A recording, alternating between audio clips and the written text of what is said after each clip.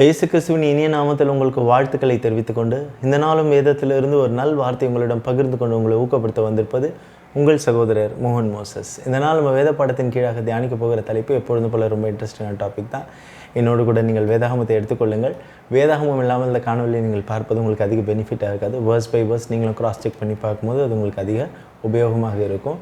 இந்த தம்ப்நெயில் பார்த்தோன்னு உங்களுக்கு தெரிஞ்சிருக்கும் நம்ம எதை பற்றி நீங்கள் டிஸ்கஸ் பண்ண போகிறோம், எந்த வசனங்கள் எல்லாம் குறித்து நம்ம இன்றைக்கி தியானிக்க போகிறோம்னு. சரி, அதிகமாக இதை குறித்து பேச வேண்டாம், வாங்க நம்ம இதை காணொலிக்குள்ளாக செல்லலாம்.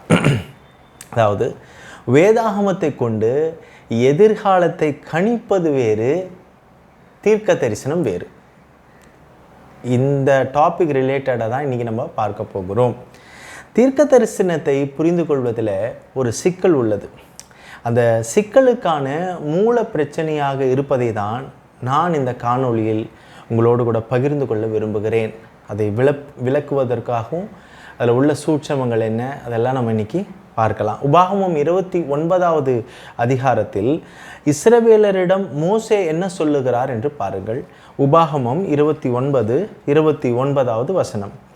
மறைவானவைகள் நம்முடைய தேவனாகிய கர்த்தருக்கே உரியவைகள், வெளிப்படுத்தப்பட்டவைகளோ இந்த நியாயப்பிரமாணத்தின் வார்த்தைகளின்படியெல்லாம் செய்யும்படிக்கு நமக்கும் நம்முடைய பிள்ளைகளுக்கும் என்றென்றைக்கும் உரியவைகள். இதை மோசே இஸ்ரவேல் ஜனங்கிட்ட சொல்கிறத நம்ம பார்க்கலாம்.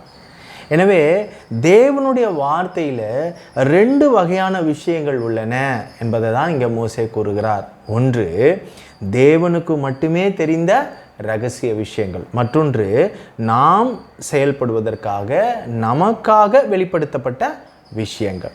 ஸோ இதன் மூலயமா அடுத்து என்ன நடக்க போகிறது என்பதை நாம் அறிந்திருப்பதனால், நமக்கு வெளிப்படுத்தப்பட்டவைகள் மூலமாக நமக்கு என்ன நடக்க போகிறது என்பதெல்லாம் நம்ம அறிந்திருக்கிறபடினால் அவற்றுடன் நம்முடைய வாழ்க்கையை எளிதாக நம்ம பொறித்து கொள்ள முடிகிறது. இப்போ உங்களுக்கு விளங்குதுங்களா? சரி. ஆனால் இந்த தீர்க்க தரிசன வியாக்கியானம் செய்யும் பலரிடம் உள்ள ஒரு முக்கிய பிரச்சனை என்னவென்றால், இரகசிய விஷயங்களை தெரிந்து கொள்வதில் மும்முரமாக இருக்கும் அவர்கள் வெளிப்படுத்தப்பட்ட விஷயங்களுக்கு முக்கியத்துவம் கொடுக்காமல் புறக்கணிக்கிறார்கள். அது மிகவும் தவறு. அப்படி இருக்கக்கூடாது. வேதாகமத்தில் உள்ள தீர்க்க தரிசனங்கள் பற்றி நான் எப்போதெல்லாம் பேசுகிறேனோ பலரும் என்னிடம் கேட்கிற ஒரு கேள்வி இருக்கிறது. ரகசிய வருகை, இந்த இயேசுவினுடைய ரகசிய வருகை அல்லது அந்த சபை எடுத்துக்கொள்ளப்படுதல் அது எப்பொழுது நடக்கும் பிரதர், அது நீங்கள் சொல்லுங்கள் அப்படின்னு சொல்லுவாங்க. நான் இப்போலாம் இங்கே இருக்கிற மற்ற தீர்க்க தரிசனங்கள் எல்லாம் பேசும்போதெல்லாம் இதுவும் நடக்கும் என்பதனால் அதை குறித்து பலரும் என்னிடம் கேள்விகள் எழுப்புவது உண்டு. அது ஒரு ரகசிய விஷயம் என்பதனாலும் அந்த விவரங்களை கர்த்தர் முழுமையாக வெளிப்படுத்தவில்லை என்பதனாலும் எனக்கு தெரியாது என்பதாக தான் நான் எப்பொழுதுமே பதிலளிப்பேன். ஏனென்றால் அது எப்பொழுது நடக்கும் என்று வேதாகமத்தில் சொல்லப்படவில்லை. அப்படி சொல்லியிருந்தால் அது ரகசியமும் அல்ல. உங்களுக்கு புரியுதுங்களா? சரி. உண்மையில் இதற்கு ஏற்கனவே இயேசு தெள்ள தெளிவாக ஒரு பதில் கொடுத்திருக்கிறார். இதுக்கு மேலே ஒரு வேறுபட்ட கருத்துக்களோ இல்லை விவாதங்களுக்கோ இந்த பதிலுக்கு இடம் இருக்காது. மத்தேயு 24:36 வாசிக்கிறேன். அந்த நாளையும் அந்த நாழிகையும் என் பிதா ஒருவர் தவிர மற்றொருவனும் அறியான், பரலோகத்தில் உள்ள தூதர்களும் அறியார்கள். கிளீனாக முடிச்சிட்டார்.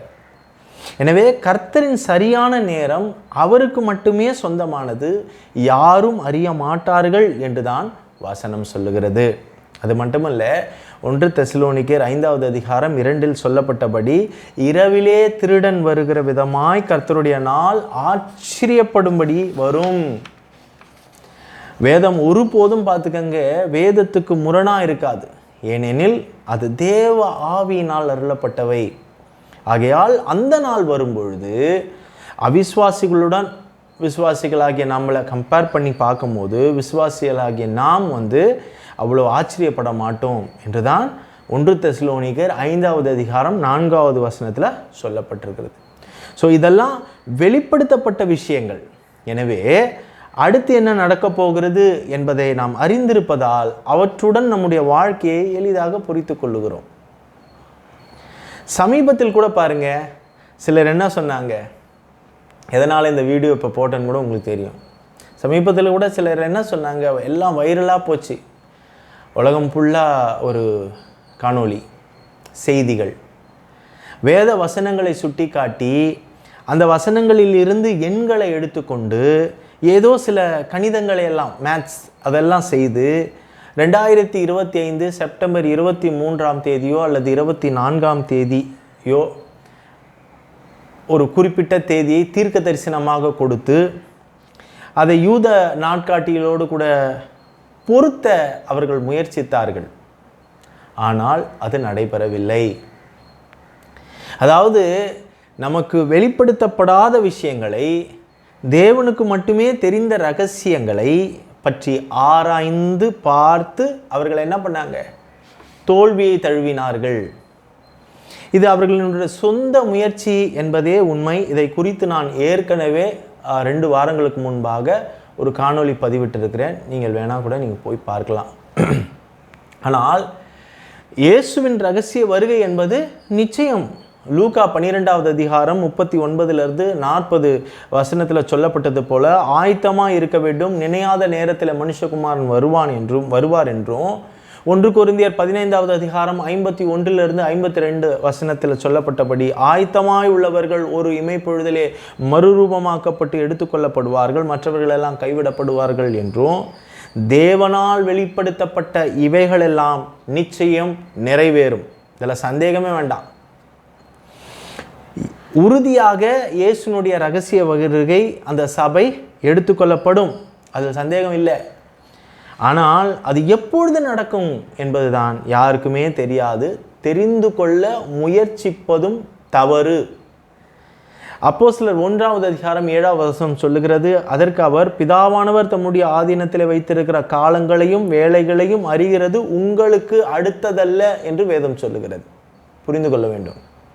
அது மட்டுமல்ல, ஒரு பேசிக்கான ஒரு விஷயம் பாருங்கள். இது ஒரு ஆவிக்குரிய போர்க்களம், ஸ்பிரிச்சுவல் பேட்டில் ஃபீல்டு. இது ஒரு ஸ்பிரிச்சுவல் வார்ஃபேர். இயேசு யுத்தத்தில் வல்லவர். அல்லேலூயா. அவர் தமது போர் யுக்தியை, அதாவது வார் ஸ்ட்ராட்டஜியை தனது எதிராளியான பிசாசுக்கு ஒரு நாளும் வெளிப்படுத்த போவதில்லை என்பதாக தான் நான் விசுவாசிக்கிறேன். அப்போ அது ரகசியமாக தான் வைக்கப்பட்டிருக்கும். அதுக்காக நான் இதை சொல்ல ஆசைப்படுகிறேன். நமக்கு வெளிப்படுத்தப்பட்ட ஒரு தெளிவான வசனம் என்னவென்றால், மத்தேயு 24வது அதிகாரத்தில், உம்முடைய வருகைக்கும் உலகத்தின் முடிவுக்கும் அடையாளம் என்னவென்று அப்போஸ்தலர்கள் இயேசுவிடம் கேட்டதற்கு, இயேசு அவர்களுக்கு பல அடையாளங்களை சொல்லி கொடுத்த பின்னர், நீங்கள் அந்த 24வது அதிகாரத்தை நல்லா வாசி பார்க்கணும், பல அடையாளங்களை சொல்லிக்கிட்டே வருவார். பின்னர் குறிப்பாக ஒரு அடையாளத்தை மட்டும் தனியாக அவருக்கு சொல்லிக் கொடுத்ததை நம்ம எண்ணி பார்க்க வேண்டும். மத்தேயு 24வது அதிகாரம் 14வது வசனத்தை வாசிக்கிறேன். ராஜ்யத்தினுடைய இந்த சுவிசேஷம் பூலோகம் எங்கும் உள்ள சகல ஜாதிகளுக்கும் சாட்சியாக பிரசங்கிக்கப்படும், அப்பொழுது முடிவு வரும். அல்லேலூயா. இது இந்த யுகத்தின் முடிவிற்கான தீர்க்கமான இறுதி அடையாளமாகும். அதுதான் சைன், இறுதி ஃபைனலான ஒரு சைன். ஆனால் பிரச்சனை என்னவென்றால், உலகம் முழுவதும் உள்ள அனைத்து நாடுகளுக்கும் நற்செய்தி அறிவிக்கப்படுவதை பற்றி எந்த முயற்சியும் இந்த வகையான ஜனங்கள் செய்யாமல், தேவன் வெளிப்படுத்தாத ரகசியங்களை தெரிந்து கொள்வதில் மட்டும் மிகுந்த ஆர்வமும் மும்முரமாக இருப்பார்கள். இங்கே சொல்லி கொடுக்கப்பட்ட ஒரு விஷயம் இருக்குது, அதை தொடாமல் நம்ம போக முடியாது. அதுக்கு தான் நான் அதை சொல்கிறேன். தேவனுடைய வார்த்தையை புரிந்து கொள்வதற்கான முக்கியமான நிபந்தனை என்னவென்றால், ஒரு கண்டிஷன் இருக்குது. என்னன்னா, ஏற்கனவே தேவனால் வெளிப்படுத்தப்பட்டவைகளுக்கு நாம் கீழ்ப்படிவதே ஆகும். ஆல்ரெடி நமக்கு தேவனால் வெளிப்படுத்தப்பட்ட பல விஷயங்கள் இருக்குது இல்லை, அதுக்கு நம்ம கீழ்ப்படியணும். அதுதான் ஃபஸ்ட்டு நிபந்தனையாக இருக்கிறது. எனவே தேவனால் வெளிப்படுத்தப்பட்டவைகளுக்கு நாம் கீழ்ப்படிந்தால் கர்த்தர் நமக்கு அதிகமான புரிதலை நிச்சயம் கொடுப்பார். ஒருவேளை நீங்கள் கீழ்ப்படியவில்லை என்றால் அவர் உங்களுக்கு எதையும் கொடுக்க போவதில்லை. எனவே தீர்க்க தரிசனத்தை புரிந்து கொள்வதற்கான ஒரு திறவுகோல், ஒரு கீ என்பது எதுவென்றால், ஏற்கனவே தேவனால் வெளிப்படுத்தப்பட்டதற்கு கீழ்ப்படிவது தான் அந்த கீ.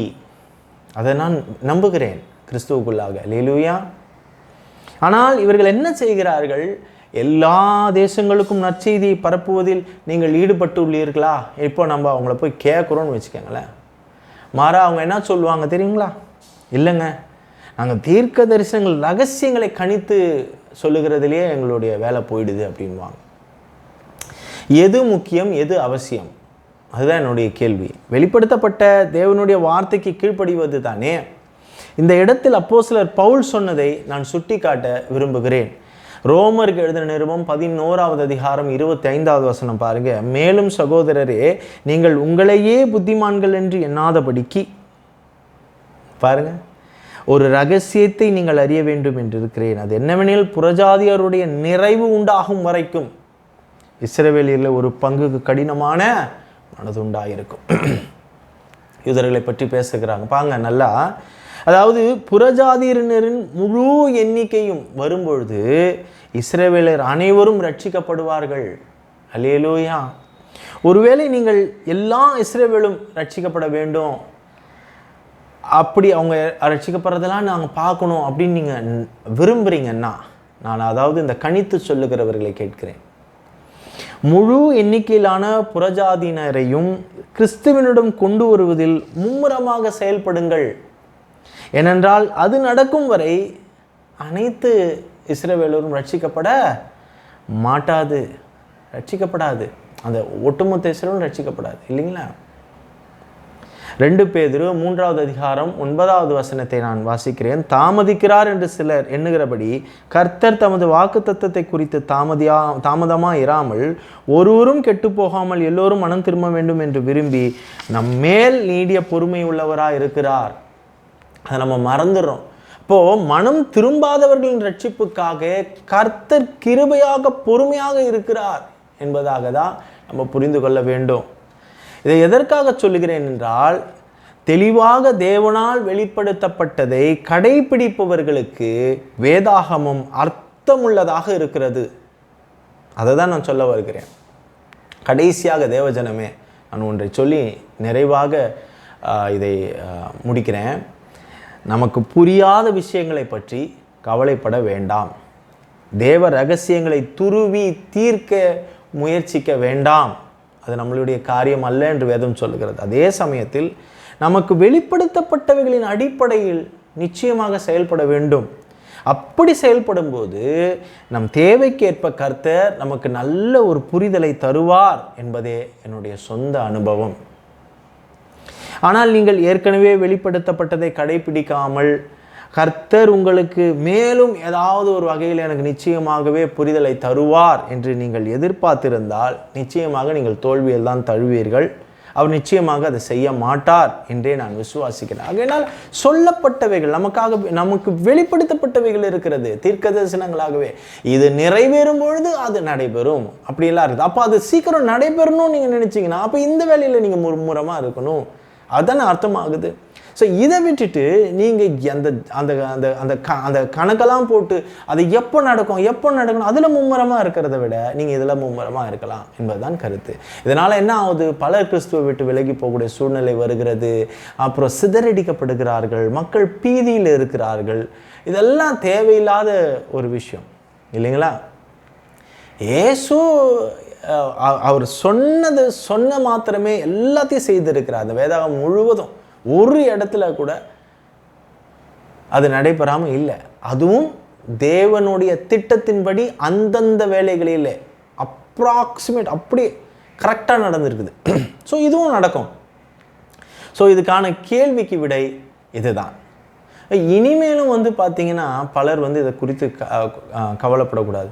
இந்த செப்டம்பர் 23, 24 குறித்து எத்தனை பேர் பீதியில் இருந்தாங்க. கடைசியில் பாருங்கள், அது நடக்காமே போயிடுச்சு. இதுக்கு முன்னாடி எத்தனையோ பேர் சொன்னதெல்லாம் நடக்காமல் போயிருக்கு. நான் அந்த காணொலியில் அதை விளக்கமாக சொல்லியிருக்கிறேன். 2 வாரத்துக்கு முன்னாடி போட்ட ரேப்சர்ன்ற ஒரு காணொலியில் அது குறித்து ரொம்ப விவரமாக சொல்லியிருக்கிறேன். வேணுமானால் நீங்கள் அந்த லிங்க்கு நான் டிஸ்கிரிப்ஷனில் கொடுக்குறேன், நீங்கள் பாருங்கள். ஸோ இந்த வேதாகமத்தை கொண்டு எதிர்காலத்தை கணிப்பது வேறு, தீர்க்க தரிசனம் வேறு. அதை புரிந்து கொள்ளணும். நம்ம எப்போ இதுக்கு வெளிப்படுத்தப்பட்டவைகளுக்கெல்லாம் கீழ்ப்படுகிறோமோ அப்போ கர்த்தர் நம்மளுக்கு ஒரு நல்ல புரிதலை கொடுப்பார். பரிசுத்த ஆவியானவர் நம்மளை வழிநடத்துறதுக்கு போதுமானவராக இருக்கிறார். அல்லேலூயா.